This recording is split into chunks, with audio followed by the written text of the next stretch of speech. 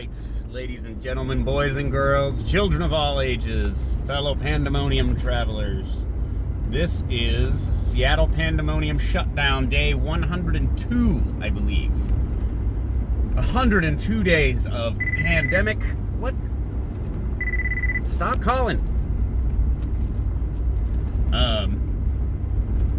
Pandemic, pandemonium, rioting, insanity. Now, as for the CHAZ, now called the CHOP, quickly losing all association with Black Lives Mattering.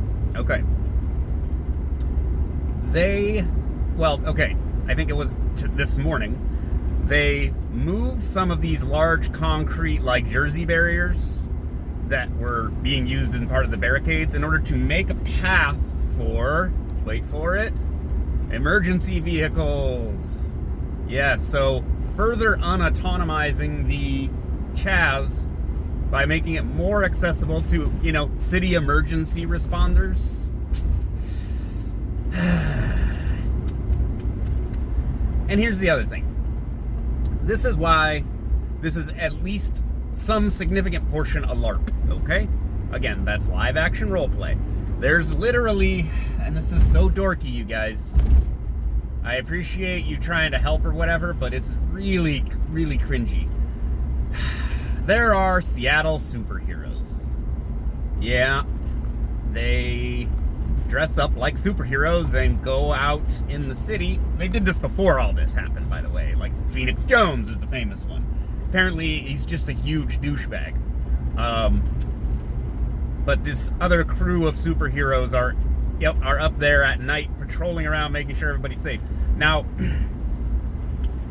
this is just dorky. I mean, it's mostly harmless for the most part, unless somebody gets hurt. But it's just dorky and LARPy, which undermines the seriousness of the whole affair, okay? Now, on the other hand, this is the community policing thing that people need to do, or the police are going to come in and just shut this whole thing down, okay? If residents in the neighborhoods are getting victimized, there's continued property damage and stuff like that even, incidents of that kind, then yes, they will come in and shut it down eventually, okay? I think. Now, this is the other stupid thing. So, the Seattle City Council voted to outlaw tear gas and pepper spray at protests, right? Or for use in riot control, essentially.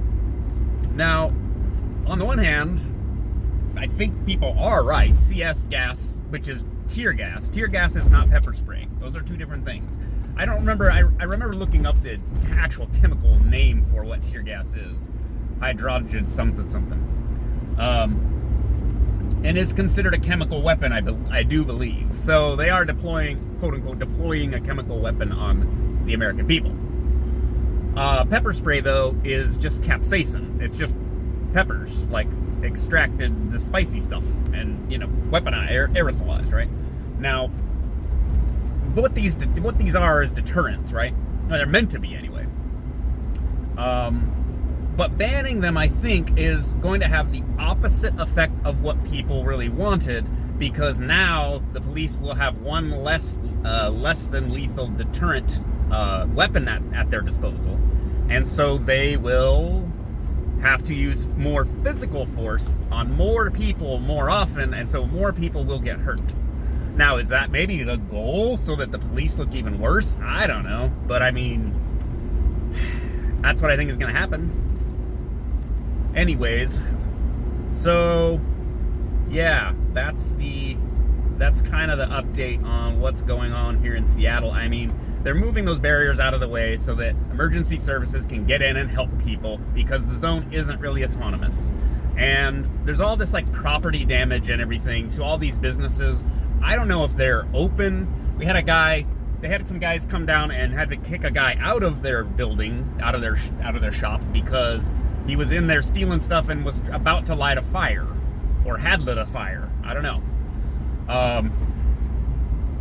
But the mob came for them for enforcing their right to not have that guy burn their store down, and so they had to let the guy go. Now, this is again the irony of this whole thing is the mayor of Seattle, who I'm beginning to think is not a very bright person, said, "This is democracy" to Donald Trump on Twitter. "This is democracy. Don't worry about us." And it's like, this is literally not democracy, you psychopath. Like, there's no one in charge.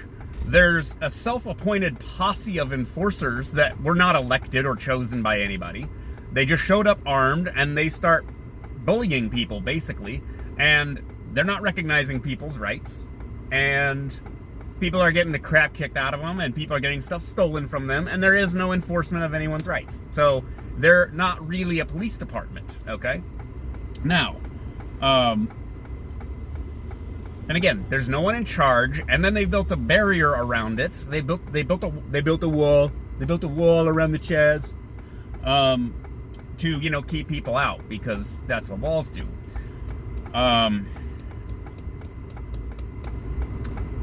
And starting a garden, but now they have like 2 gardens. They have like a garden for everyone else, and then they had a garden just for like black and indigenous people. So in a week, you've invented militias that are you've recreated a parallel state that's still dependent on the outside state, and contributions from everyone outside of it in order for it to stay viable. Still heavily dependent on city services, growing stupid gardens that are never going to feed anybody, and you've reintroduced racial segregation. So good work, guys. Good work. And again, the longer this goes on and the more chaotic it gets, like, I'm trying to figure out how this is actually going to play out, okay? I've brought up capital flight a lot of times, and I may be abusing that term, like maybe I'm misusing that term. I'm not really, I'm not an economist, but I can only think of calling it capital flight. Like, they'll also call this white flight, by the way, and maybe it will be.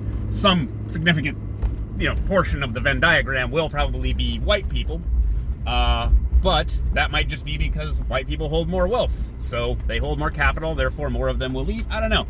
But I think that capital flight is going to happen, and it's going to be for a variety of reasons. I mean, on the one hand, everybody started learning how to telework, and for a lot of jobs, you don't need to physically be here anymore. So, if large numbers of people move out of the city, all kinds of different business models for all kinds of different industries are impacted because there's fewer people. Less feet walking through, making impulse purchases at stores, just fewer trips to the grocery store, all that stuff. So then it starts to affect all businesses. And these shenanigans up on Capitol Hill, I mean, why, aside from morbid fascination, right?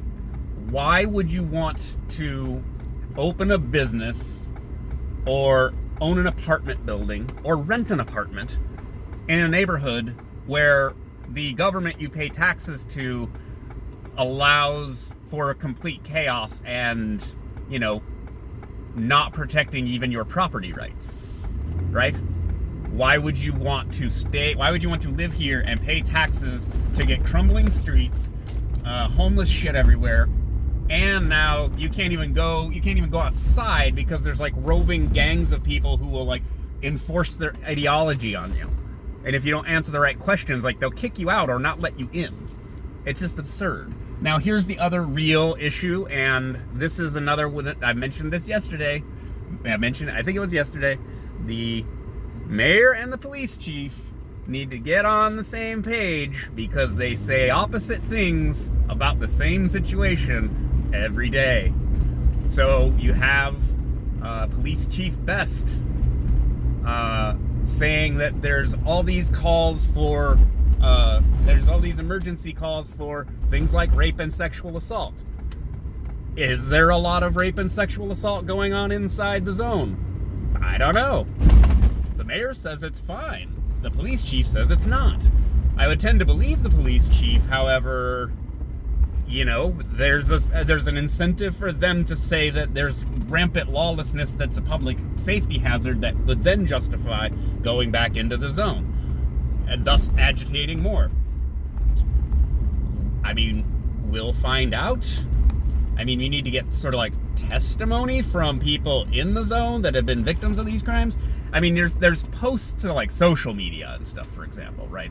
People posting relatively anonymously in some cases that like, oh, all of my stuff got stolen, and it's like, well, yeah, that's what I would expect to happen when you have a whole bunch of people who don't want law and order. They don't want law enforcement, and there are no leaders apparently emerging, so they're not creating some kind of system. So yeah, you will be preyed upon by those who don't care about, your personal property.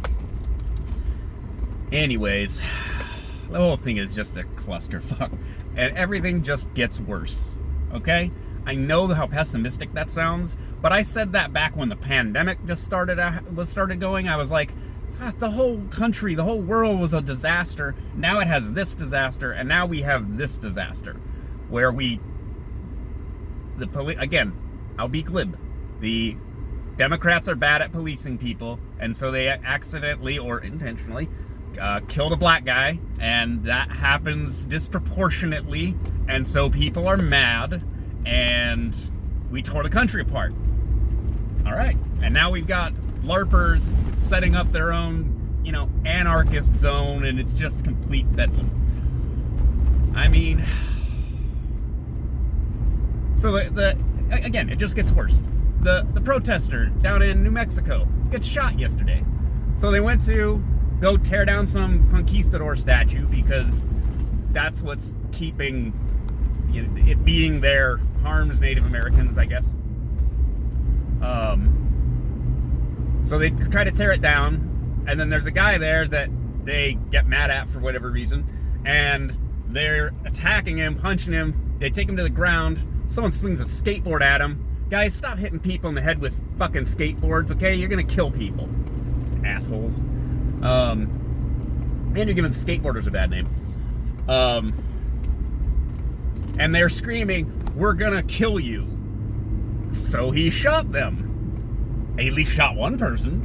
I don't know if that person's alive or dead, but he shot him, and it's like, yeah, that's called fucking around and finding out.